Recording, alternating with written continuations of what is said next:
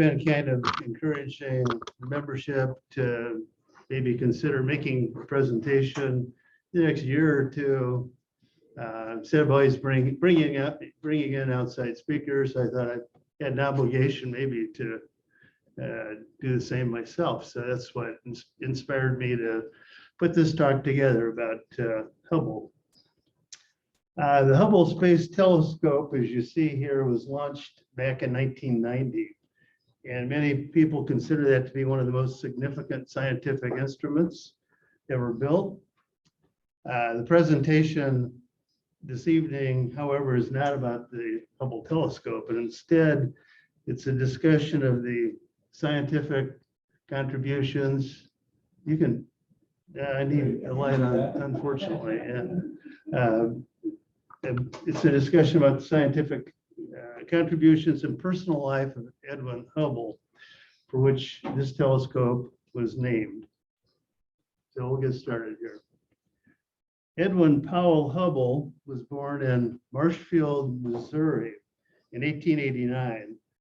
And 10 years later, the family moved to Chicago area for his father's insurance business.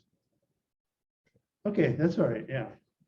And they eventually settled in Wheaton. So they didn't go far, but they down here in Missouri and wound up moving and living in Chicago area in Wheaton, Illinois. Ed was 6'2" tall. He had a strong athletic build, good student, and he is an exceptional high school athlete. And he received a scholarship after high school to attend the University of Chicago after he graduated in 1906. He ran track for the University of Chicago, and he was a starting forward on the conference championship basketball teams back in 1909 and 1910. He graduated from the University of Chicago with a Bachelor of Science degree in mathematics and astronomy, and was awarded the Rhodes Scholarship for the state of Illinois in 1910. Hubble then traveled to England and enrolled in Oxford University for a 3-year period of study as a Rhodes Scholar. Initially at Oxford, he decided to concentrate on the study of law at the insistence of his father. His father was convinced that Ed could not make a decent living being an astronomer. So during his stay, however, in England, his father passed away, and shortly afterwards, Ed switched to the study of astronomy.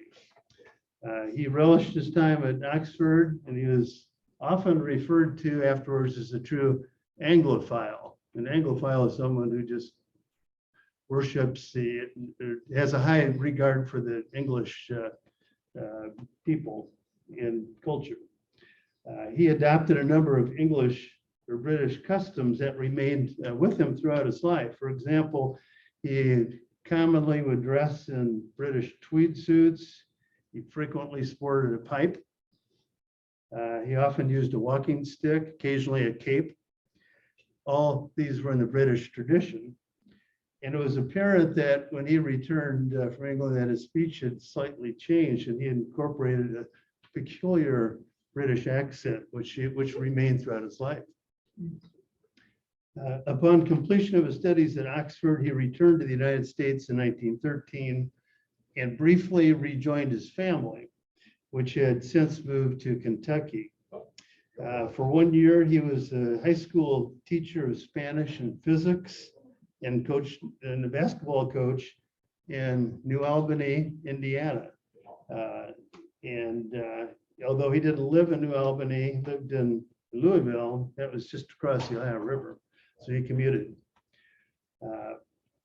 There's no record, however, that he ever took the Kentucky bar examination, and no evidence that he ever practiced law in Kentucky, although he made many claims in later years that He did get a law degree from Oxford, and he did practice law in Kentucky, but that apparently there's no truth to that. Prior to beginning a 3-year astronomy program at the University of Chicago in 1915, he was invited to attend the annual meeting of the Astronomical Society of America being hosted at Northwestern University in August of 1914. Vesto, Melvin, Slipher. Are you all aware of him? No, never heard of him? I've heard of him. Vesto was working at the Lowell Observatory in Flagstaff, Arizona. And at this meeting, he presented his research, which astounded the astronomy world. Slipher, better known by his compatriots as VM, was a pioneer in the emerging field of astronomical spectroscopy.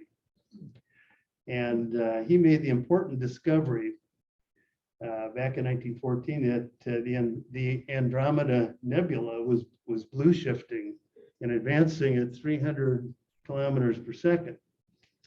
Furthermore, he observed that more distant spiral nebula were red shifting or retreating at speeds up to 1100 kilometers per second. This is the first evidence really to suggest that the universe was expanding. And Hubble's later work on red shifts that we'll talk about in a bit was based on this revolutionary discovery. Slipher grew up on a farm in rural Mulberry, Indiana, which is halfway between Frankfort, Indiana, and Lafayette. And he received his doctorate from Indiana University in 1909. Sorry, I had to throw that in. Many believe that Slipher made more fundamental discoveries than any other observational astronomer in the 20th century. After Percival Lowell passed away in 1916, Slipher became director of the Lowell Observatory for the next 38 years until he retired at age 79. The University of Chicago operated the Yerkes Observatory in rural Lake Geneva near the small village of Williams Bay, Wisconsin. Yerkes maintained several telescopes, including the large 40-inch refractor, which was the largest of its kind at that time. At Yerkes, Hubble concentrated on the study of faint nebula. His thesis, which led to the awarding of a PhD in 1917, was entitled Photographic Evidence of Faint Nebula.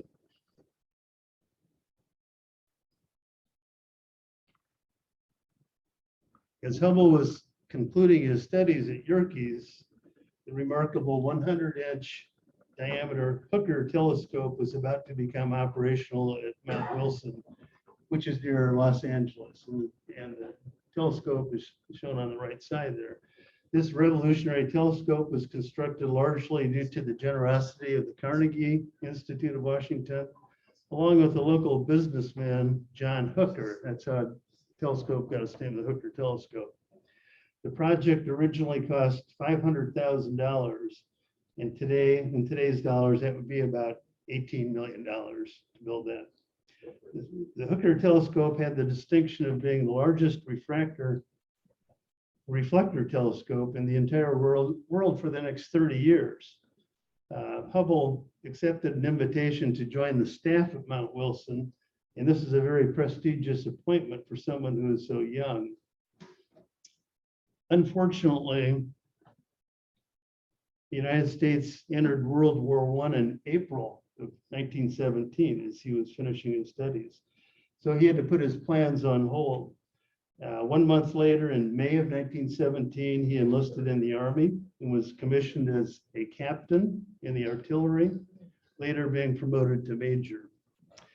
He never experienced combat during the war, yet often embellished his military experience in later years.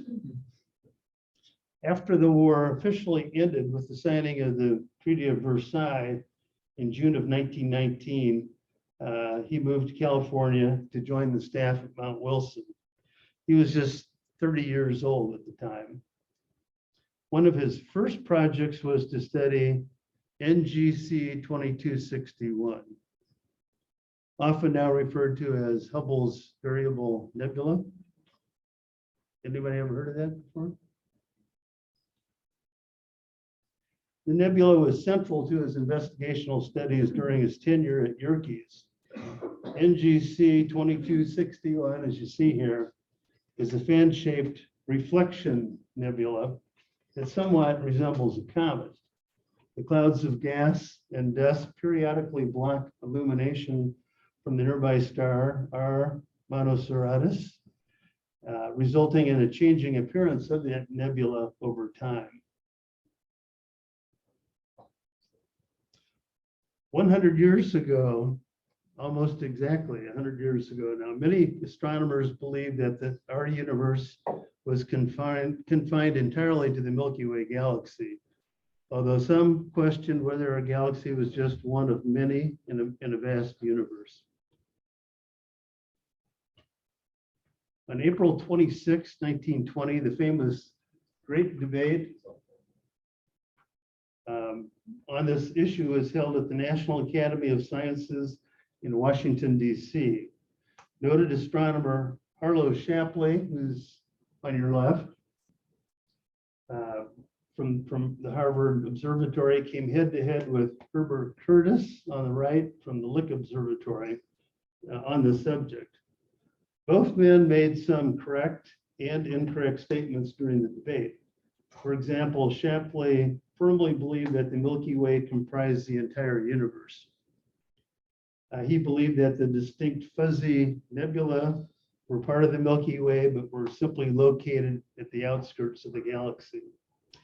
He correctly asserted that the diameter of the Milky Way was much larger than the conventional scale at the time based on star counts, but then incorrectly concluded that similar sized galaxies beyond our own could not exist.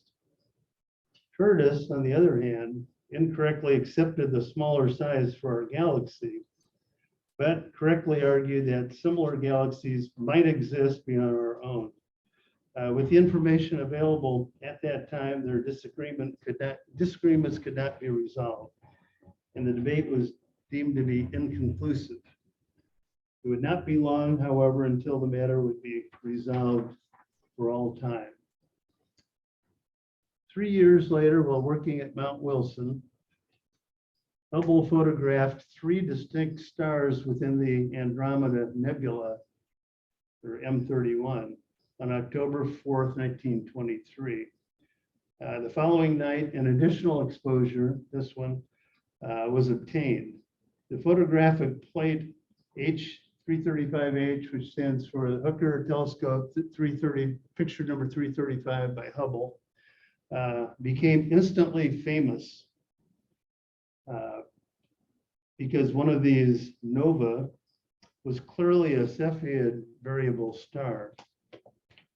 This discovery allowed him to compute the distance to the nebula based on the period luminosity relationship that was established by Henrietta Leavitt back in 1912. The distance to M31 was so great that it confirmed that the Andromeda Nebula was indeed a separate galaxy. Hubble established once and for all time that the Milky Way galaxy was just a single island in a vast universe and contained untold galaxies. When a letter from Hubble reached his arch rival Shapley describing his monumental discovery, Shapley famously reportedly said, "This is the letter that destroyed my universe." True story. A few words about Cepheids. Yeah, it is.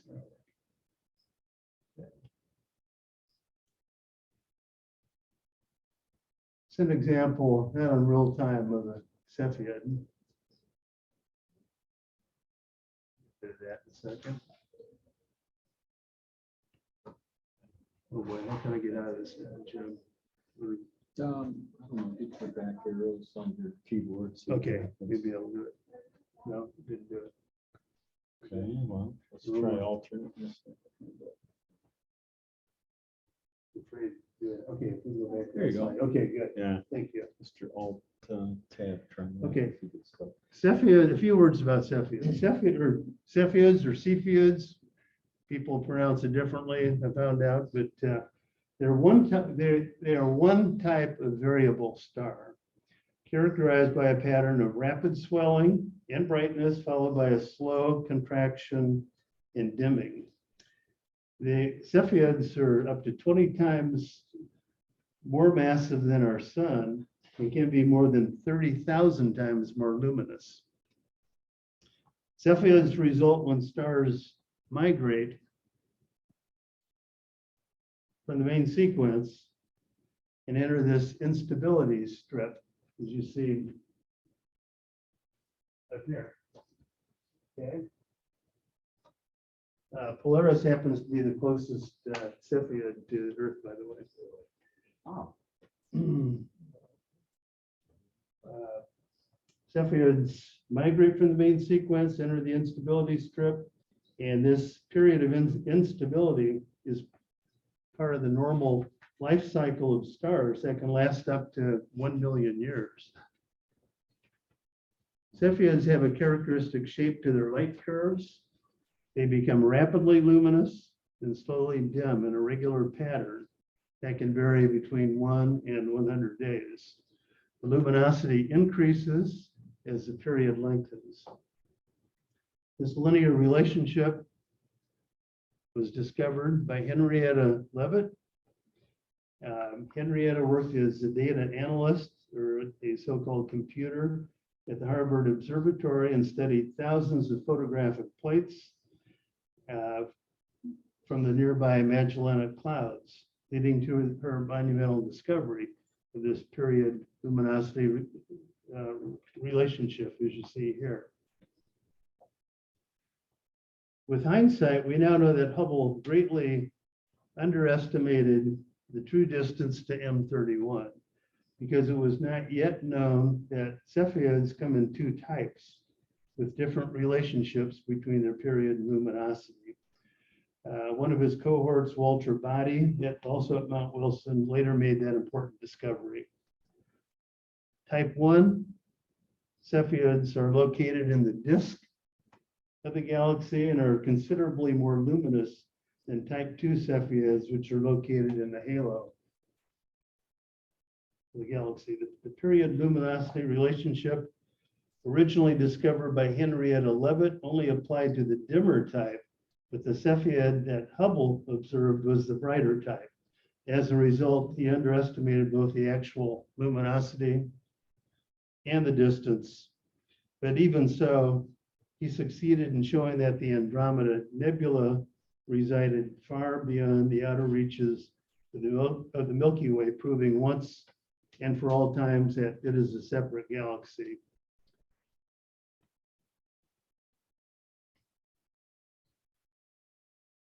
Hubble originally met Grace Lee, the daughter of a wealthy California banker, in 1920, while she was visiting Mount Wilson Observatory.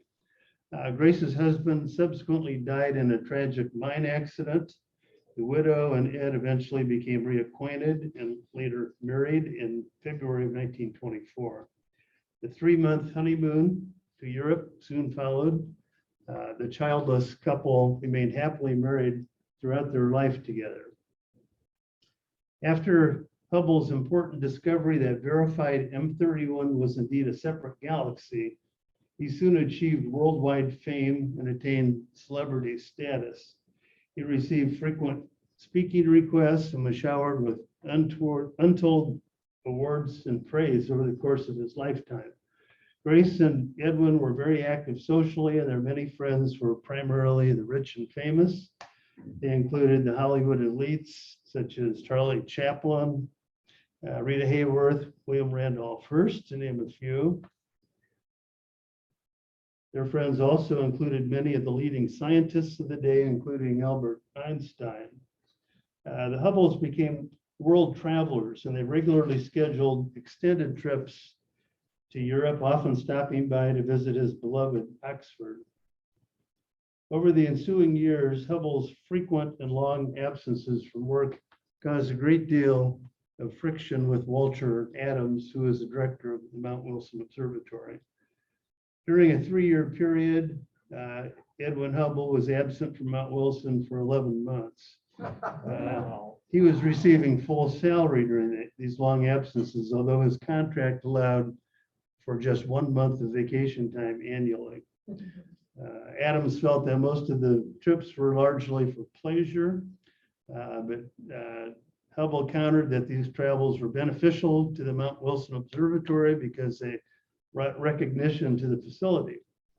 However, he rarely mentioned the observatory or the sponsoring Carnegie Institute in his speeches and writings when he was traveling abroad. Hubble devised a nebular classification scheme over a 2-year period from 1922 to 1924. He introduced this tuning fork diagram that he believed explained nebular evolution. Hubble's primary aim in creating this diagram was to indicate the similarities in appearance among galaxies.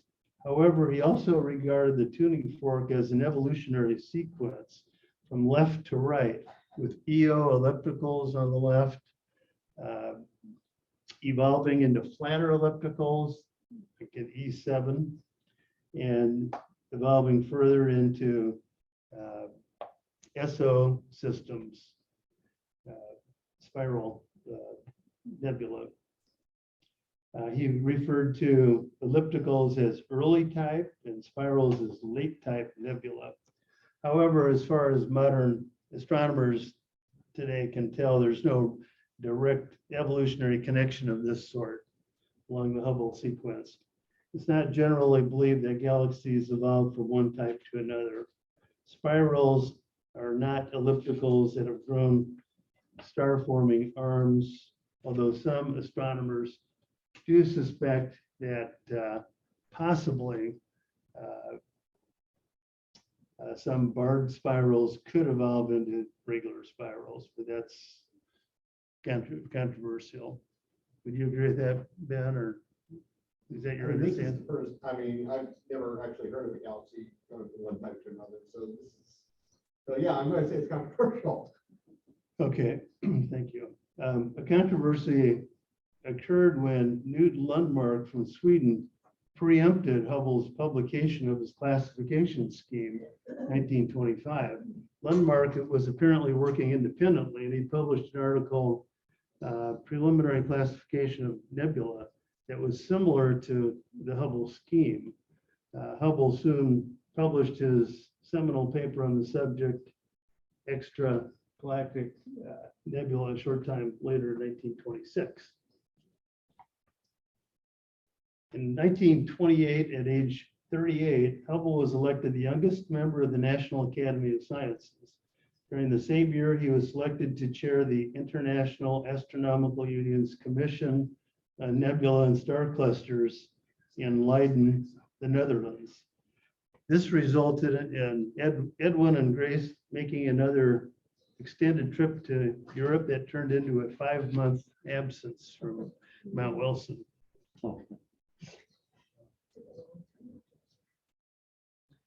Hubble investigated the vital issue of an expanding universe and set about to measure the recessional velocities of distant galaxies.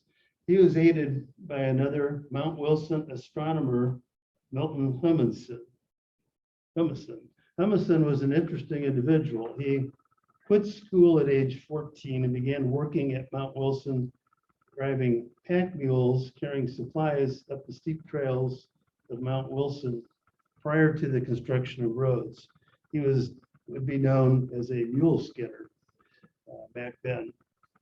Later, he was promoted to being janitor at Mount Wilson, then became a night assistant at the observatory. Humason was very likable and a very trusted worker, and he was eventually advanced to the scientific staff in 1919. and eventually promoted to being an astronomer, despite his limited formal education, just an 8th grade education. This is highly controversial and very improbable, but true. Humason was a longtime close associate of Hubble, and he was largely responsible for obtaining measurements of the spectral shift of galaxies. With Humason's assistance, Hubble published his first paper on the relationship between redshift and distance in 1929. He tentatively concluded that there is a linear relationship. If one galaxy is twice as far as another, the redshift is twice as large. 2 years later, in 1931, that's the data on the right, in 1931, Hubble and Humason measured the recessional velocities of 40 additional galaxies. The greatest distance measured was 50 times further than the most distant spiral galaxies in the 1929 paper, up to 100 million light years. And this distance recessional velocity relationship held, proving once again that galaxies' redshift is directly proportional to its distance. The relationship is commonly referred to as Hubble's law, and it implies that the universe is expanding. The idea of an expanding universe was actually first suggested by this fellow, Georges Lemaitre, who is a Belgian priest and astronomer, although it received little publicity at the time. Lemaitre theorized that the recession of nearby galaxies could be explained by an expanding universe. He published his first estimation of the Hubble constant in 1927, 2 years before Hubble's article. He proposed also the Big Bang theory, which is the primordial atom origin of the universe. Lemaitre was finally given credit for his contributions. And recently, Hubble's law was officially renamed the Hubble-Lemaitre's law by the International Astronomical Union in 2018. Hubble produced little original research after 1936. He published his book, The Realm of the Nebula, that explained his approach to extragalactic astronomy. Hubble's patrician manner, occasional flare-ups with co-workers, his prolonged absences from work did not endear him to his associates at Mount Wilson. It was reported that he was disliked by many of his co-workers. He was never felt to be a team player, and he often appeared to be obtuse. His personal ambition often seemed to be of foremost importance to him. He frequently came across as being arrogant and self-serving. He often overstated and embellished his past military experience. He misstated his early career as a lawyer, and his hint of a British accent often made him the subject of ridicule. Following the United States entry into World War II in 1941, Hubble temporarily halted his work at Mount Wilson. He joined the military and served in an administrative capacity at the Aberdeen Proving Grounds in Maryland. His duties at Aberdeen included overseeing the design of machine gun bullets and analyzing the trajectory of bombs. After the war ended in 1945, he returned to California to resume his duties at Mount Wilson. Hubble was outspoken in his opposition to the use of nuclear weapons, and he was deeply committed to the eradication of nuclear weapons altogether. He frequently lectured on the potential horrors of future wars and often spoke of the need to establish a world government with an international police force. Also in 1945, Walter Adams announced his upcoming retirement as the director of the Mount Wilson Observatory. Adams had served as director since 1923. There was a great deal of discussion about choosing his replacement. Hubble appeared to be at the top of the list to replace Adams due to his scientific reputation. Hubble, however, had no liking for administrative work, and he had no skills along these lines. It was reported that while at Aberdeen, Hubble was mildly ineffective and poorly informed when it came to ballistics. It was also noted that Hubble had expressed a somewhat lukewarm attitude towards the sponsoring Carnegie Institute in the past. Others described Hubble as being arrogant, self-serving, and he had a reputation of failing to fulfill obligations when chairing committees. There was resentment expressed by his frequent failure to respond to important correspondence. And it was mentioned that Hubble often demonstrated extreme individualism manifested by his long absences in the name of science, while raising Anglophilia to a level of faith. Hubble was not offered the job. Construction was progressing at Mount Palomar on the revolutionary 200-inch Hale telescope located 90 miles southeast of Mount Wilson. Work had been underway since 1936, and the giant reflector, commonly referred to as the Big Eye, was finally dedicated in 1948.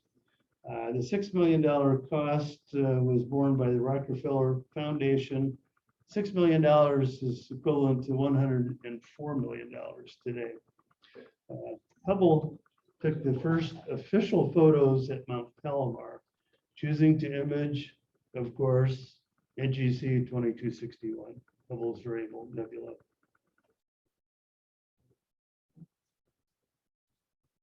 Hubble was an avid fly fisherman and often visited his favorite vacation spot at Rio Blanco Ranch in western Colorado. Rio Blanco Ranch was an exclusive private guest ranch and a fishing lodge located in the remote Flat Top Mountains. In July of 1949, while at Rio Blanco, he suffered a severe heart attack. He was 59 years old. He was taken to St. Mary's Hospital in Grand Junction, the nearest medical facility some 100 miles away. He spent 1 month in Grand Junction recuperating before returning home to California. His convalescence continued over the next several months. He was barred from traveling to Mount Wilson or Palomar during the winter months due to the rarefied air at the high altitude of the observatories. Mount Wilson is 5,700 feet, Palomar 5,600 feet roughly.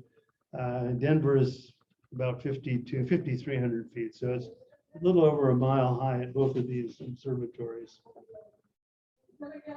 In the spring of 1950, Hubble had recovered sufficiently, and he and Grace soon departed for another extended trip to Europe.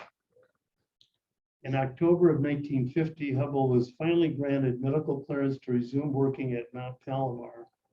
Walter Body's discovery of 2 types of Cepheids during the war years meant that Hubble would need to recalibrate the distance scale to galaxies. This would be a lengthy undertaking.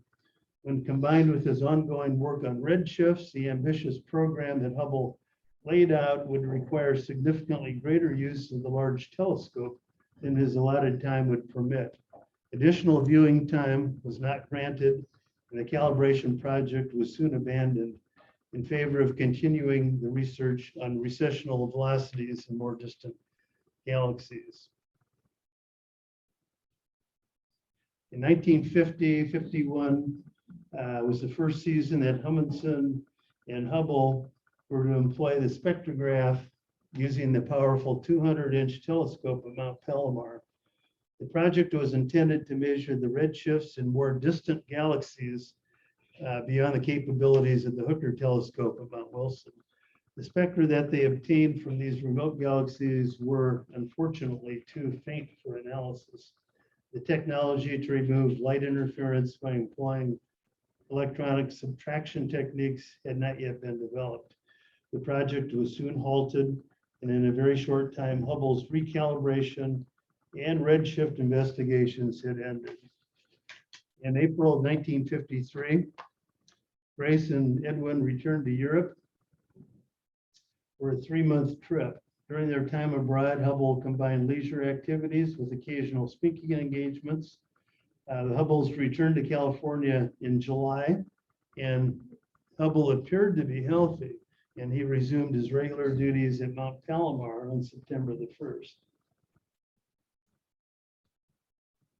On September 27th, 1953, Edwin Hubble died unexpectedly after suffering a severe stroke. He was 63 years old. He had decided long beforehand that when he passed, it was to be a simple service without fanfare. Accordingly, he was cremated the very next day and buried in an undisclosed location. Grace died later at the age of 91 and joined him at the same unknown location. A couple of errors in this obituary. It stated that he died of a heart attack, but he actually died of a stroke. And they stated that he was the director of the Mount Palomar Observatory, but that was not true. He never was. And actually, Ira Bowen was the director. Hubble received untold awards and citations throughout his life, but never the prestigious Nobel Prize. The Nobel Prize historically had been awarded for physics, but that did not include astronomy. It was rumored and later confirmed that in 1953, the Nobel Committee had changed their policy and unanimously voted Hubble the Nobel Prize in physics. The Nobel Prize is not awarded posthumously, however, and Hubble's untimely death occurred at a most unfortunate time, thus denying the century's greatest astronomer his due. That's all. All I can find.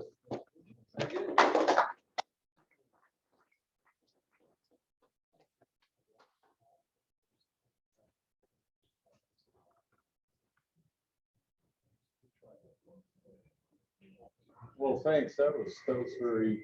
He's got an interesting history. Yeah.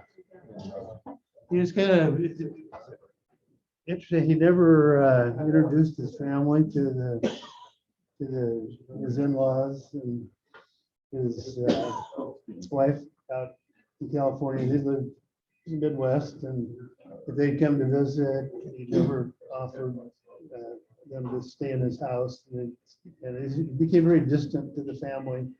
He never offered any financial support to his mother, who was apparently kind of wealthy. And so he had kind of a funny side to him. At times, wasn't he? What's He was an that? odd duck at times. He's kind of a blowhard, but yeah, he's a smart guy. He's a brilliant guy, but yeah, his little quirks, quirky Yeah, guy. he definitely had quirks. Yeah. So is his family wealthy that he came from? No, they were not wealthy. His father was a successful insurance man, but then he died at kind of a young age. He was at Oxford. The family, reading one of the biographies, they did not appear to be wealthy at all. Okay.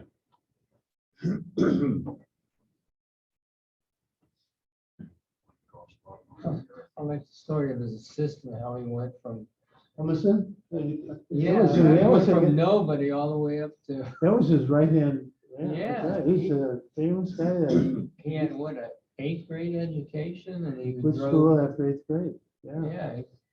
He must have been a natural, I guess. Just, he's very likable, he's a meticulous worker and very reliable. And he just went, up the ranks. But eventually, the other astronomers, they were resentful that he was promoted to be an astronomer when they had all He had no advanced degrees, PhDs and so forth. And this guy initiated. So what happened to him? Well, he was a colorful guy. He when he retired, he rode in like rodeos and things. And he was an outdoorsman, and a real colorful guy.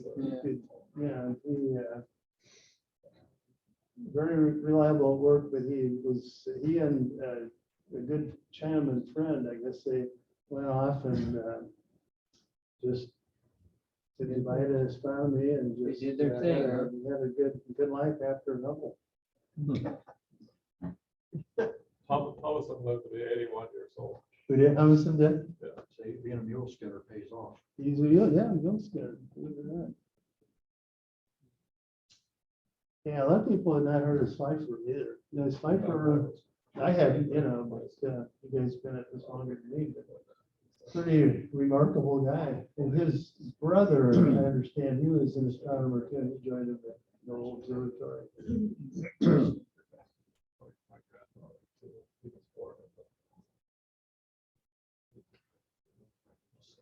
So you like to borrow other people's ideas too. Well, I think hopefully brought it out here that he happened to be at the right place at the right time. He was a very, very smart guy, but a lot of people were out there with ideas that he capitalized on too. You know, Slipher way, you know, back in 2014 or 1914. Yeah, first expressed the idea of expanded universe, and Lemaitre did too, and they couldn't quantitate it. That he did the measurements to verify it. Landmark, you know, for the tuning fork, for example. Yeah, a lot of people out there kind of help him along, maybe. Was Lemaitre the guy that looked at Einstein's equations and said they predicted it's either expanding or contracting, and then Einstein said, well, that stinks, that shouldn't be that way, and then you put the fudge factor in, the cosmological constant. It was Was Lemaitre that guy? Yeah. You know, I think I did come across something like that. It was, and then he had some dealings with Einstein too. Yeah, I mean, I think you're right. Einstein came up with the base set of equations from, you know, a lot of thought experiments and stuff like that just worked out the consequences. But then he put in the fudge factor, and then later he thought that was a big mistake, and now they're using the fudge factor because they say the universe is not just expanding; it's accelerating. You know? Yeah. So nobody's really sure what's the story, but you know, whatever. Yeah.